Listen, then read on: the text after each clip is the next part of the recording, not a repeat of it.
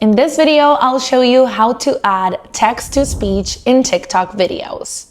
If this helps you, please consider subscribing and giving this video a like so others can find it. You're gonna open TikTok, then you're gonna tap on the plus icon at the bottom of your screen. Now you can either film a new video or you're gonna upload the video that you wanna add text-to-speech to. To do that, simply click on the text icon right here on the right and go ahead and add your text.